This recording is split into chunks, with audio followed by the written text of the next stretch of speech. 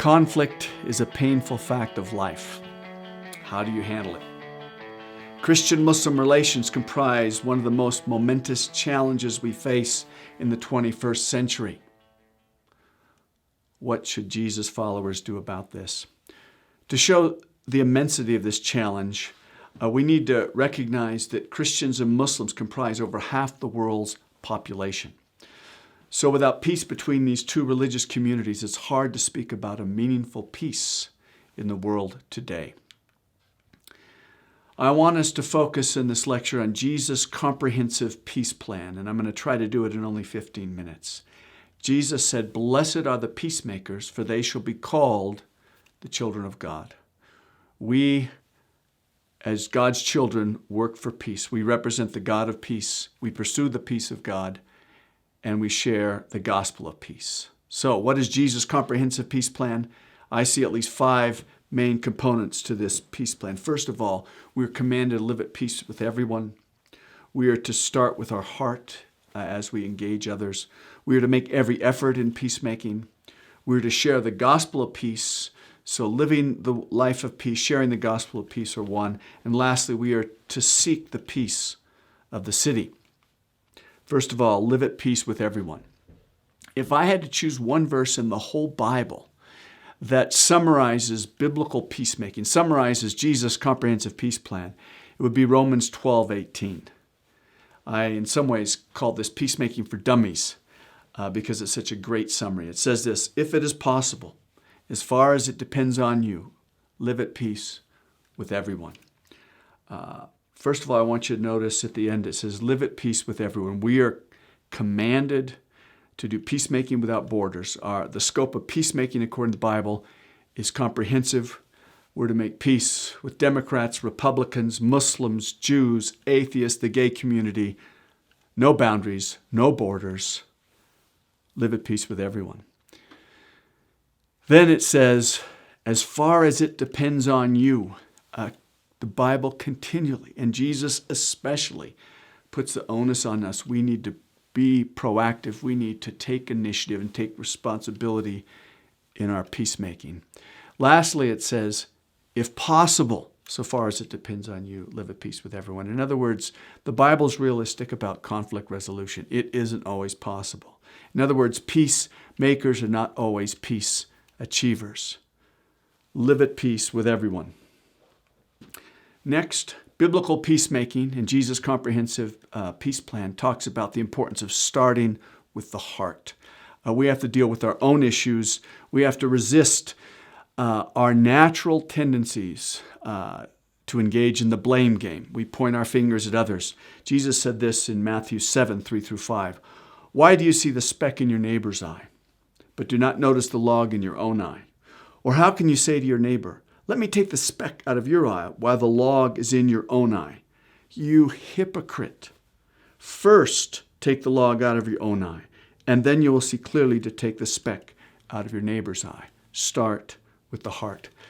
Many times I've done marriage counseling in the past, and when two couples, or when two people come together, when a couple comes together for counseling, inevitably the husband will point the blame at the wife points the blame, and I've had to stop many times and say, "Okay, we will meet at another time, and I want you to begin by writing up a list of all the ways you've contributed to the problem. Start with the heart. Get the log out of your own eye first." This also applies to Christian-Muslim relations. What continually happens as we engage with people of another faith is we tend to compare the best of our faith, the best of Christianity, with the worst of Islam. But Jesus' brand peacemaking calls us to get the log out of our own eye. Start with the heart. Start with humility and confession. Even if part of the problem is only 10% yours, you're still responsible. We're still responsible for our part in the conflict. Start with the heart. Thirdly, we're called to make every effort in our peacemaking endeavors. You know, peacemaking is hard. We want to give up. People don't respond. We exacerbate things, or at least it seems that way. And so we need to continually be strengthened and reminded of what the Scripture teaches, what Jesus expects. We are not called to be passive. We are called to make every effort. It says in Romans 14:19, make every effort to do what leads to peace. Ephesians 4:3, make every effort to keep the unity of the Spirit. Hebrews 12:14, make every effort to live at peace with everyone. Fourthly, we're called to share the gospel of peace. The gospel of peace is mentioned 5 times in the New Testament, and the gospel itself is really an announcement that the God of peace has sent the Prince of Peace to bring about a world of peace through the death, through the life, teaching, death, and resurrection of Jesus. Now, the cross is a tremendous symbol of Christians, of healing, forgiveness, and peace. But in Peace Catalyst, we engage with Muslims, and the cross, in fact, for Muslims, is a symbol of war and conflict because of the Crusades. When Christians and Muslims were warring in the past, the Christians wore a cross, and they went to conquer. And so it's really turned around. And Muslims see this as a symbol, the exact opposite of the symbol of healing and peace. Instead, they think of war and conflict. So it's crucial for us as we engage Muslims to recognize that this is the gospel of peace. We are called to embody it.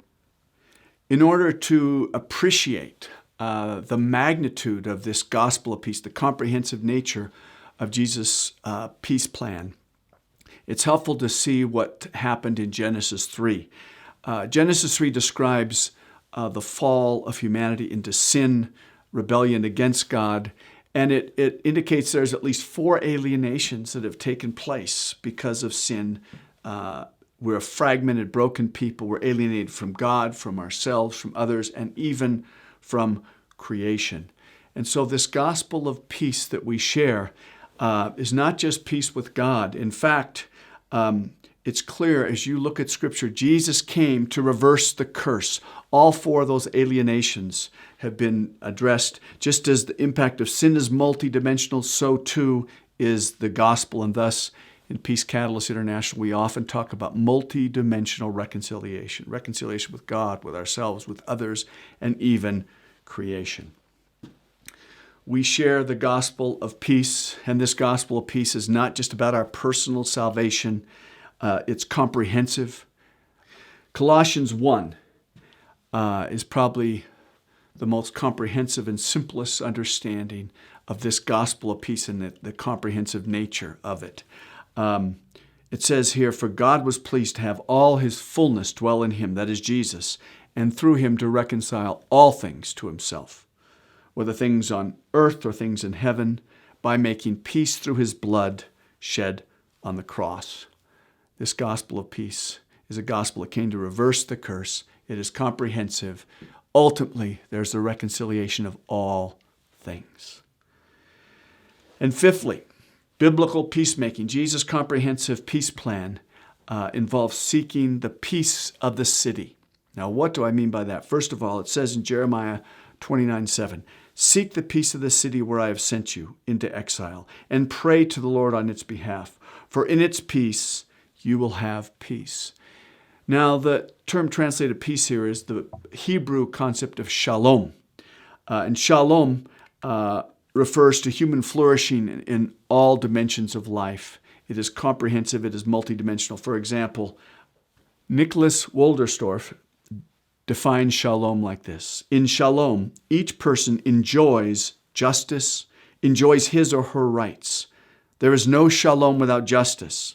But shalom goes beyond justice. Shalom is the human being dwelling at peace in all his or her relationships. Cornelius Plantinga defines shalom like this: the webbing together of God, humans, and all creation in justice, fulfillment, and delight is what the Hebrew prophets call shalom. We call it peace, but it means far more than mere peace of mind or a ceasefire between enemies. In the Bible, shalom means universal flourishing, wholeness, and delight. Shalom is the way things ought to be. We are commanded to seek the peace of the city. And I think this command is so profound in Jeremiah because it was given to the Jews who were living in Babylon, and Babylon represented the evil empire, if you will. And so God was challenging his people to reach out and seek the good of the city, the common good, to seek for human flourishing even among your enemies, your captors and oppressors.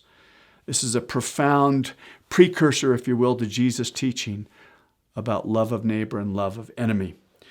So we are called as followers of Jesus to seek the peace of the city, to work with governments, to partner with churches, secular NGOs to address violence, racial and religious prejudice, and to work for justice. The New Testament would describe this kind of work like this in Matthew 5:16. Let your light shine before others in such a way that they may see your good works and glorify your Father who is in heaven. Jesus' comprehensive peace plan is summarized in 5 sentences. We live at peace with everyone. We're called to live at peace with everyone. We're called to start with the heart. We're called to make every effort. We're called to share the gospel of peace, and we're called to seek the peace of the city. Now, if you want to learn more about peacemaking and Jesus' comprehensive peace plan, let me encourage you to read Peace Catalyst, Resolving Conflict in Our Families, Organizations, and Communities.